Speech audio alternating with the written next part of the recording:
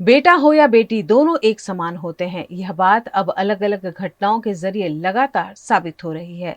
ऐसा ही एक मामला गुजरात के अरवली में सामने आया है, जहां मालपुर में ब्रह्म समाज की महिला भारती उपाध्याय के निधन के बाद उनकी दो बेटियों ने उनकी अंतिम क्रिया कर मातृ ऋण अदा किया। मालपुर के ब्रह्म समाज के घनश्याम उपाध्याय की पत्नी का दुखद निधन हुआ था, जिसके बाद बेटी देवांगी और जीनल ने अपनी माता को अंतिम यात्रा में कंधा देते हुए मुखाग्नि भी दी। यह देखकर उपस्थित सभी लोगों की आंखें नम हो गई। गुजरात के वडोदरा की नवरचना विद्यालय विद्यालय ने सिल्वर जुबली के मौके पर पर्यावरण के प्रति बड़ा योगदान दिया है। वडोदरा की नवरचना विद्यानी विद्यालय स्कूल अपना सिल्वर जुबली सेलिब्रेट कर रही है। अपने 25 सालों को पूरा करने का एक सेलिब्रेशन मना रही है जो बिल्कुल अलग तरीके का है। कैसे, मैं आपको बताती हूँ। यहाँ पर स्टूडेंट्स ने आम की जो गुठलियाँ हम खा खा कर फेंक देते हैं, उन सभी गुठलियों को कलेक्ट किया है। क्यों किया है? आपने नाम सुना होगा सुभोजित मुखर्जी का, जो कि महाराष्ट्र के मैंगो मैन के नाम से जाने जाते हैं, जिन्होंने ये संकल्प लिया है कि वो 1 लाख आम के पेड़ उगाएंगे, जिनके एनजीओ में देश भर से अलग अलग लोग जो है गुठलियों को इकट्ठा करके उनको भेज रहे हैं, ताकि वो अपने इस मिशन में सक्सेसफुल हो और एनवायरनमेंट में अपना एक योगदान दे। इसी के चलते इस 25 साल के सेलिब्रेशन में यहाँ के टीचर्स और ख़ास करके यहाँ के स्टूडेंट्स ने आम की गुठलियों का कलेक्शन किया है, जिसे अब महाराष्ट्र भेजा जाएगा और वहाँ पर आम के पेड़ उगाने के इस संकल्प में अपना योगदान दिया जाएगा। सबसे पहले मैं आपको बता दूं, मेरे पीछे आप देख पा रहे होंगे, यहाँ पर सभी स्टूडेंट्स जिन लोगों ने इस इनिशिएटिव में अपना योगदान दिया है, उन सभी की झलक आप देख पा रहे होंगे, उन सभी स्टूडेंट्स को आप देख पा रहे होंगे। साथ ही में जो पेटी वहाँ पर रखी है, जो बॉक्स वहाँ पर रखा है, उसमें आम की गुठलियाँ उन्होंने कलेक्ट करके रखी हैं। सभी अलग अलग गुठलियाँ हैं, कुछ ड्राई हो चुकी हैं, कुछ को पूरी तरह से पैकिंग के लिए रेडी कर दिया गया है और वो अलग अलग बॉक्स में जो है महाराष्ट्र भेजी जाएंगी। सबसे पहले यहाँ पर 4 टेबल्स हैं, उनमें से सबसे पहला टेबल यहाँ पर जो बॉक्स है, सीड कलेक्शन यहाँ पर जिस तरह से किया गया है, वो आप पेटी देख पा रहे होंगे, पूरी भर के गुठलियों की बॉक्स यहाँ पे रेडी किया गया है। इसी के साथ आपको मैं दूसरी तरफ लेकर जाती हूँ। वहीं दूसरी तरफ सीड सॉर्टिंग, यानी कि जैसे जैसे प्रोसेस आगे बढ़ता जाता है कि इन गुठलियों को किस तरह से पूरी तरह से पैक करके भेजना है महाराष्ट्र, उसका ये सेकेंड प्रोसेस है। जो क्योंकि सभी स्टूडेंट्स ने अलग अलग तरह से गुठलियाँ इकट्ठी करी हैं, तो सभी उस प्रोसेस को पूरा नहीं कर पाए। जिन्होंने जिस तरह से इकट्ठी करी, उस तरह से उस बॉक्स को रेडी किया गया है। और वहीं इन गुठलियों को सुखाने, यानी कि जो गुठलियाँ सूख गई हैं, उन पेटियों को यहाँ पे रखा गया है। वहीं अब 4th टेबल पर मैं आपको ले जाऊँ तो यहाँ पर आप देख पा रहे होंगे रेडी फॉर पैकिंग।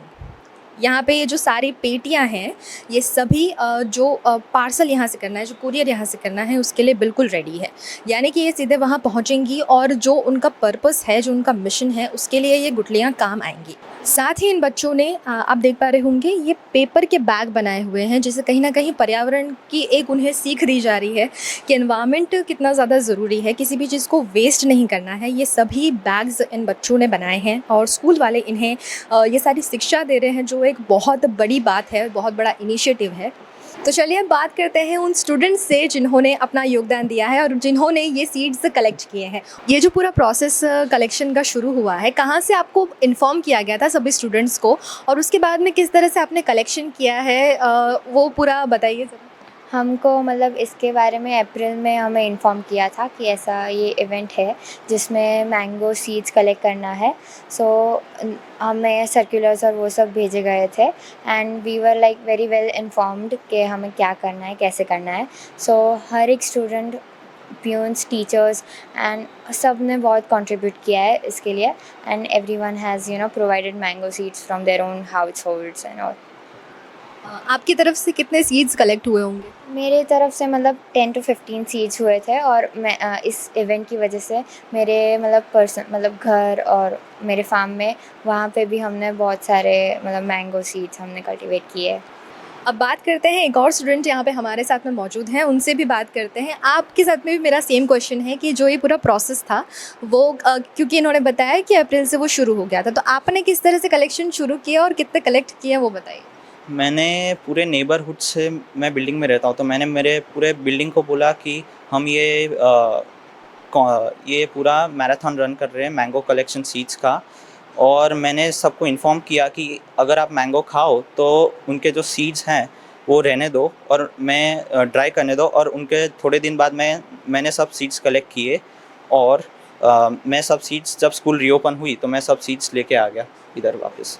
मैंने I think total 92 seeds collect किए। क्या कहना चाहेंगे इस पूरे प्रोसेस के बारे में, और ख़ास कर क्योंकि सबने अपने हिसाब से सीड्स कलेक्ट किए हैं, तो मैं आपसे भी सेम क्वेश्चन करूँगी, कितने सीड्स कलेक्ट किए हैं?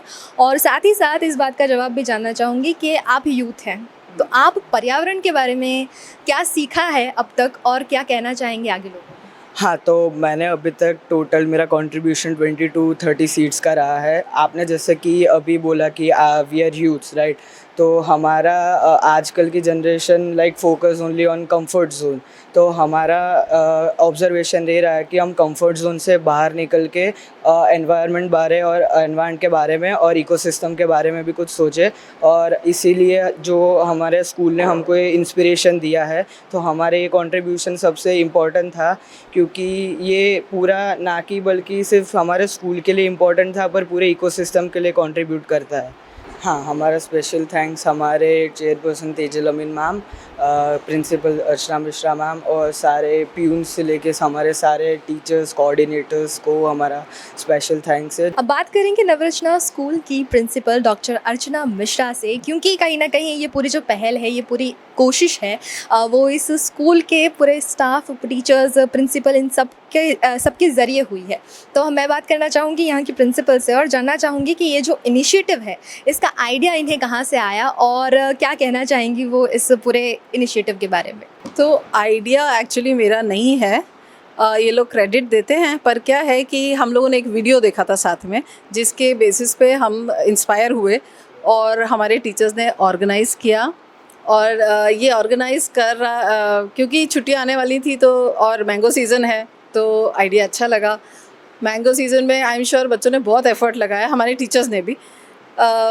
इट इज़ ईजी टू, आप मैंगो खा के फेंकना आसान है, लेकिन उसको फिर उसके सीड्स को धोना, फिर उन्हें सुखाना, फिर इंश्योर करना कि वो स्टेल नहीं हो जाएं, वो सब करना, तो इन लोगों ने बहुत एफर्ट किया है। It is a great thing हम कुछ कंट्रीब्यूट कर पाएँ, और हमारे बच्चों को actually it is a matter of awareness. तो इसका मतलब एक्चुअली मुझे ये लगता है बच्चे ऑलरेडी अवेयर हैं और इनके ज़रिए बाकी बच्चे अवेयर हो रहे हैं। और अगर हम ये कंट्रीब्यूट कर पाएँ इनसे, रियली अगर वो लोग जिनको हम ये दे रहे हैं वो अगर ट्रीज़ उगा पाएँ और ये मैंगोज़ प्रोड्यूस हो पाएँ, इससे अच्छी कोई बात हो नहीं सकती। एनवायरनमेंट में छोटा सा कंट्रीब्यूशन नवरचना विद्यानी विद्यालय कर सके, इससे अच्छा क्या हो सकता है। इन बच्चों को जो पूरा डायरेक्शन दिया गया था, जो पूरा समझाया गया था कि किस तरह से ये प्रोसेस काम करने वाला है, उनके टीचर इंचार्ज से अब हम बात करते हैं।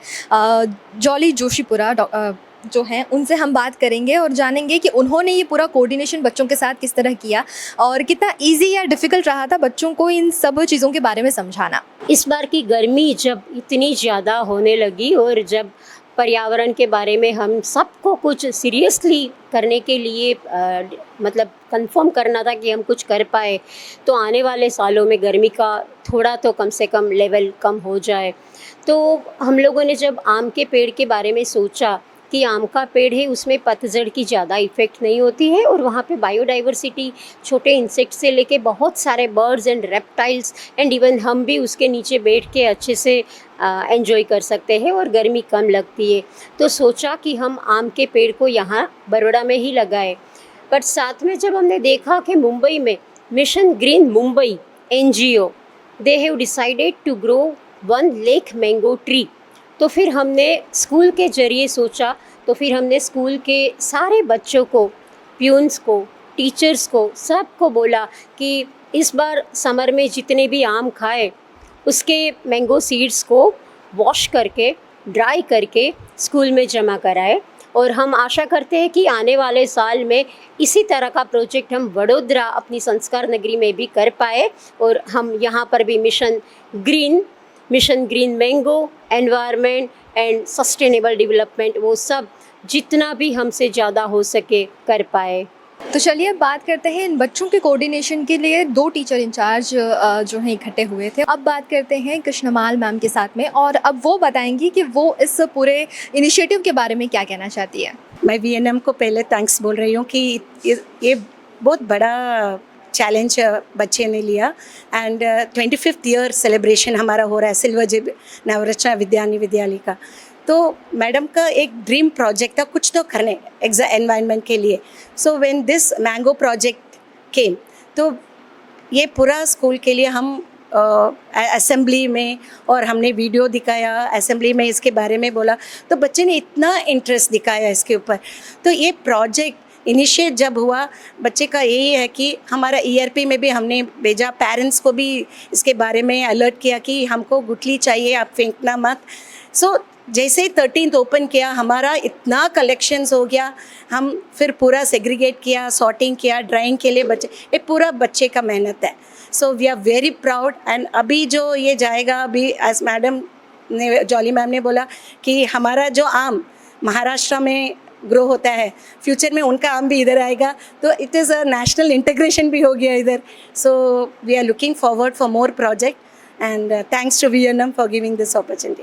आज के युवा को तैयार करना अपने कल के भविष्य के लिए, उन्हें सही सीख देना एक शिक्षक का काम होता है, जिस एनवायरनमेंट में वो रहता है उन लोगों का काम होता है। और बहुत अच्छी बात है कि नवरत्ना स्कूल अपने स्टूडेंट्स को वो सारी सीख बहुत अच्छे से दे रही है और उसकी एक झलक आपने आज ये देख भी ली है कि ये सेलिब्रेशन का जो अलग तरीका स्कूल के स्टाफ ने, स्कूल के प्रिंसिपल, टीचर्स द्वारा निकाला गया है वो कितना अलग है और बच्चों को पर्यावरण के प्रति जो जानकारी दी जा रही है वो कितनी अच्छी है।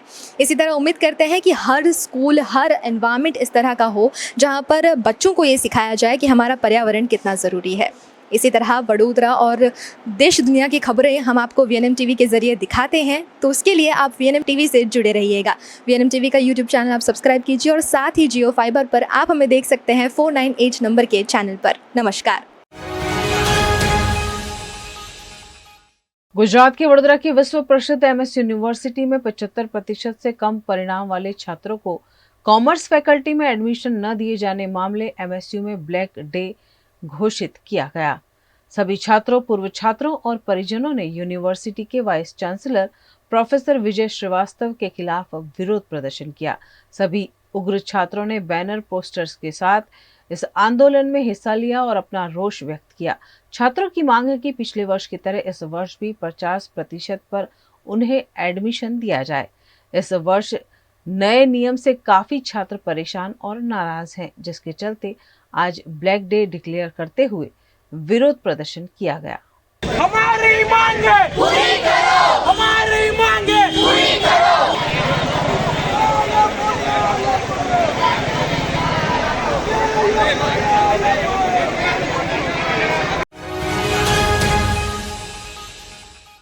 गुजरात के वडोदरा में एयरपोर्ट को उड़ा देने की धमकी एयरपोर्ट अथॉरिटी को मेल से मिली है। धमकी भरा ईमेल मिलते ही एयरपोर्ट प्रशासन हरकत में आ गया है। घटना की जानकारी फौरन पुलिस को दी गई। पुलिस ने मौके पर पहुंचकर जांच शुरू की है।